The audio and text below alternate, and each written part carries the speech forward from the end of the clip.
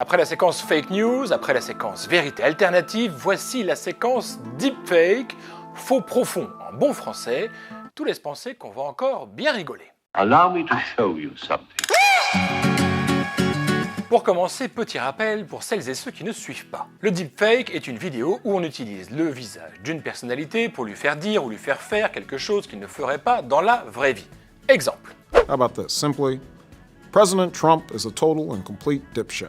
Problème, ce qui avait été réalisé par une équipe de pointe il y a 1 an et demi devient aujourd'hui accessible aux tout venants. Et preuve que ce phénomène prend de l'ampleur, selon le cabinet américain Deep Trace Labs, il y a actuellement dans la nature plus de 14 000 vidéos deepfake. Rendez-vous compte, cela représente 2 fois plus de vidéos qu'en 2018. Et ce qu'on y trouve n'est pas franchement glorieux, mais vous allez voir pas très surprenant. 96% de ces vidéos représentent des femmes célébrités en pleine activité sexuelle, en fausse pleine activité sexuelle évidemment. Exactement comme au début des internets lorsque des petits malins collaient le visage d'une star sur le corps d'une actrice de film X. Pas bien glorieux, je vous l'avais dit. Toujours est-il que ce genre de vidéo prolifère chaque jour un peu plus et que chacun perçoit bien qu'elle pourrait bien jouer un rôle dans les prochains rendez-vous électoraux. Bien sûr, on pense aux États-Unis où la prochaine élection présidentielle se jouera en novembre 2020. Mais cette technique de la vidéo deepfake inspire bien au-delà de la pornographie et de la politique. Ces derniers jours, vous n'avez certainement pas pu échapper à cette vidéo. Today is a historic day.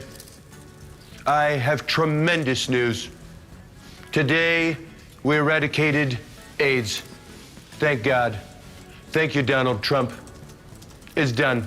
Donald Trump annonce qu'il a éradiqué le sida avant qu'un peu plus tard, Antoine Decaune vienne nous dire que tout cela est faux. Et oui, mais pas n'importe quelle fake news. C'est même la première qui pourrait devenir vraie. Et d'ailleurs, côté organisateur, on se félicite du retentissement de cette vidéo devenue virale. Le coup de com' est donc réussi. Mais si on demande à Solidarité Sida si ce n'est pas risqué comme ça de jouer avec les frontières de la réalité, les organisateurs répondent qu'en 3 clics, n'importe quel internaute pouvait savoir que c'était faux. Et là, je dis attention, attention, faire un tel pari à une époque où une partie de la population a du mal à dépasser la seule lecture d'un simple titre me paraît pour le moins hasardeux. Alors, est-ce qu'un bon buzz vaut le coup de s'engouffrer ainsi dans cette altération de la réalité? Libre à chacun d'en penser ce qu'il veut. Moi, personnellement, je ne suis pas fan. En vous remerciant, bonsoir. To those who can hear me, I say, do not despair.